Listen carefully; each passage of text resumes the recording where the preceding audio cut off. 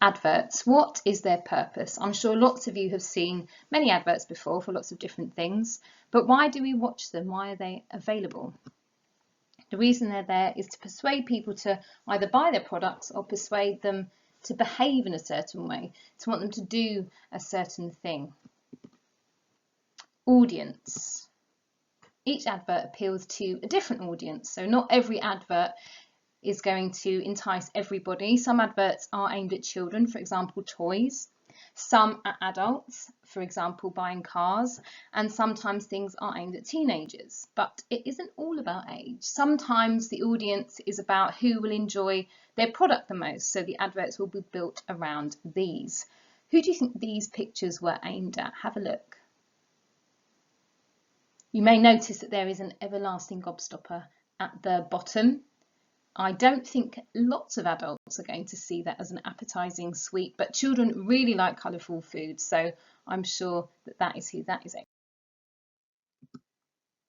Evaluating. Before we can actually write an advert, we need to be able to understand what makes a good one.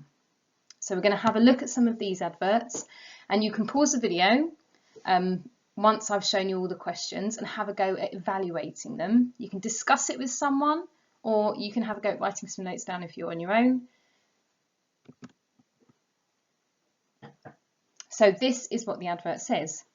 What are you doing reading the back of the cereal box when you could be pouring yourself a delicious bowl of crunchy nut? Aren't you licking your lips at the thought of gorgeous golden flakes with delicious honey coating? Maybe you're imagining the crunch of those delicious clusters in cold milk. You know they're irresistibly tasty. Now go and enjoy them. As you can see from this advert, some of the words are made in bold, so have a think about that while you're evaluating it as well. Why are they in bold? So, who is this advert's audience? Who is going to be enticed by this advert? Is it adults, children, teenagers, parents, teachers? Do you think dentists would like this advert? Do you like this advert? Why do you like this advert? Or why don't you? And what words does it use to persuade you that the audience should buy it? If you want to pause it now, you can have a go at discussing on your own. First of all, number one, who is this advert's audience? Well, I would imagine it is aimed at people who enjoy eating cereal for breakfast, which would probably be children, teenagers and adults. However, question two, would dentists like this advert? Possibly not. It's got lots of honey on it, and although honey can be good for you in certain amounts, if it's totally covered with a honey coating, it might not be great for your teeth. Do you like this advert? Well, personally, I quite like this advert because I like eating cereal with cold milk, and they've used words to make it sound really delicious. And now I'm actually very hungry. And what words does it use? Well, if you have a look at the words in bold, you can see there's words like delicious, golden, irresistibly tasty, all words that are designed to make you imagine what that tastes like and entice you to want to eat them. It also kind of tells you off. What are you doing reading the back of this packet? Go and enjoy them. It's almost giving you permission to enjoy something quite tasty. Okay, here's another one. Again, what's the advert for? Who is this advert's audience? Is it businesses? Is it governments or toddlers? I mean, not all adverts are aimed just at ages alone. Do you like the advert? Why? Why not? What words does it use to persuade you that the audience should stop putting things into the sea that pollute it? Bit of a clue there for you about what it's about. If you want to, you can pause the video again and have a quick discussion about what you think of this advert. Number one, what is the advert for? Well, as you can see in the middle, there is a big stop sign. They want you to stop polluting the ocean because obviously lots of animals are killed because of pollution in the sea. However, it's probably not aimed at toddlers or children because they're not in a position of power where they can make a massive difference, although children can be very persuasive. Businesses, grown-ups, governments, these are the people that they will be really talking to, because they are the people that are in the position to make the biggest difference. Do you like the advert? Well, it can be quite worrying to see things that are going to be destroyed because of pollution. However, it has a big impact on me, seeing a fish with a gas mask on. What words does it use to persuade you that the audience should stop putting things into the sea that pollute it? Well, it's got lots of information, like scientific information. 80% of the ocean pollution causes are land-based or human-induced, making me feel quite guilty. So I'm more likely to be persuaded to actually act upon this and try to do my best not to pollute the ocean. At the bottom it says one of the main sources of toxic chemicals off the Atlantic coast of the United States has been municipal sewage sludge. So actually sewage waste. It sounds awful, and I trust that this information is true. So again, I'm more likely to be persuaded to act upon it. Okay, presentation. You can't persuade someone of anything, whether they're buying something or whether you're selling them a message, a way that you want them to behave, if they don't actually notice it, if they don't spot it. In what ways do these adverts grab your attention? Have a quick chat with the person you're watching this with, or make a few notes while you pause the video. Okay, first of all, colours. Both of them have got one main bright colour. The first one's a kind of golden yellow, and the second one's a bluey underwater green colour. Eye-catching pictures. Both of them have very clear images, bold writing, and a clear layout. It's got lots of information and lots of things in the advert, but it's not too busy. Okay, adverts on screen. So adverts aren't just on paper, sometimes they are on television as well. There are a few links to adverts here. Parents, you might become very nostalgic. Some of them are actually from my childhood. The links are also on the home learning pack. After each one, discuss or make notes about the following. Did you like the advert? Who's the target audience? What features were put in to try and persuade you? Did they use humour? Was there something funny that made you laugh? Did they use persuasive words? Maybe there was something cute that made you go, ah. Was there any exaggeration? Did they say things that made it sound like it was the best product ever and that you can't live without it? Did it have a catchy song or a slogan? A phrase which might stick in your mind? For example, snap, crackle and pop is the Rice Krispies slogan. I'm loving it is McDonald's slogan. Just do it's the Nike slogan. So you may already know some slogans, but were there any in these videos?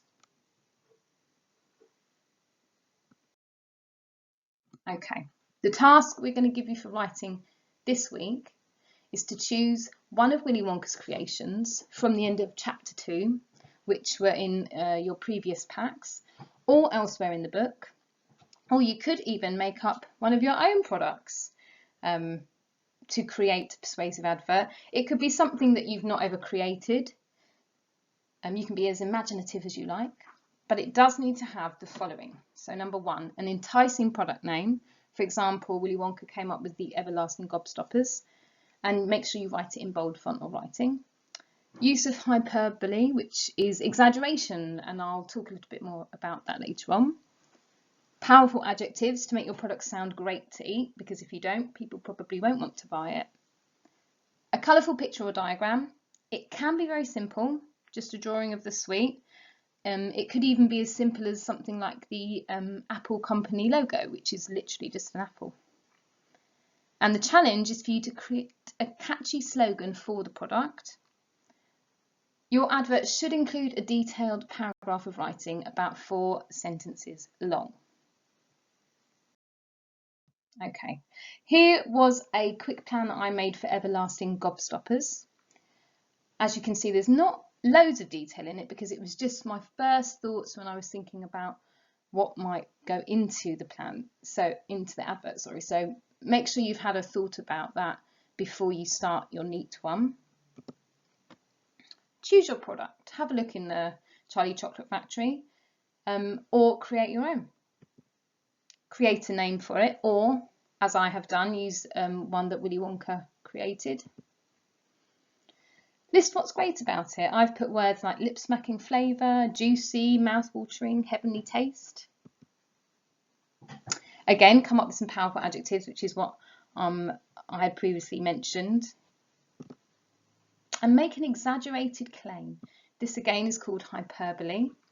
If you have a look at near the bottom of this plan, it says never have to buy another sweet again. This is the idea that an everlasting gobstopper lasts for ages, and this is probably not completely true, because although you might like the taste of the everlasting gobstopper, it would get boring after a little while. However, it's an exaggeration to try and persuade people to buy it. And again, the challenge is think of a slogan. I thought about everlasting gobstoppers and what the main idea behind them was, and that is the idea that they last forever. And then I realised that flavour and what they taste like is important, so flavour forever seemed to be a good way to go. Here is my final advert. I have to say this wasn't my first attempt. I did have to do a quick sketch before I did this.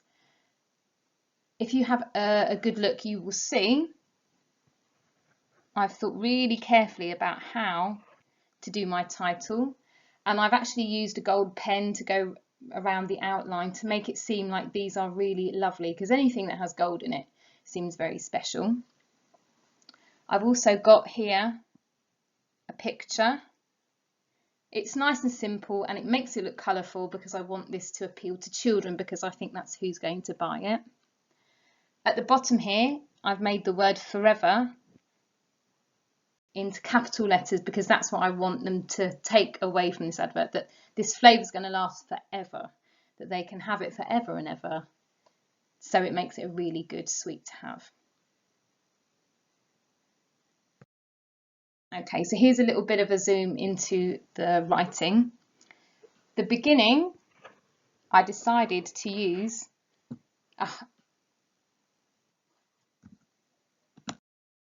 a rhetorical question, because I wanted the reader to actually start thinking about what they wanted. Ever felt down because everyone else is still guzzling down their treats, but yours ran out? Now, I don't know about you guys, but at special times like birthday parties, for example, I would often get sweets and gobble them down quickly, and then realise that everyone else still had some left and feel a bit jealous. So this is something I decided to put into the advert. Despair no more, dear, the everlasting gobstoppers are here. Its heavenly lip-smacking flavour will last and last. You'll never need to buy another sweet again. So here's a little bit of a zoom into the writing. The beginning, I decided to use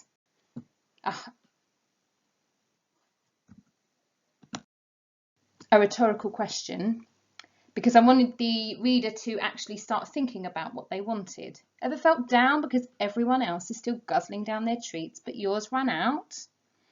Now, I don't know about you guys, but at special times like birthday parties, for example, I would often get sweets and gobble them down quickly, and then realise that everyone else still had some left and feel a bit jealous.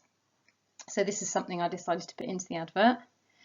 Despair no more, dear, the everlasting gobstoppers are here. Its heavenly lip-smacking flavour will last and last. You'll never need to buy another sweet again. So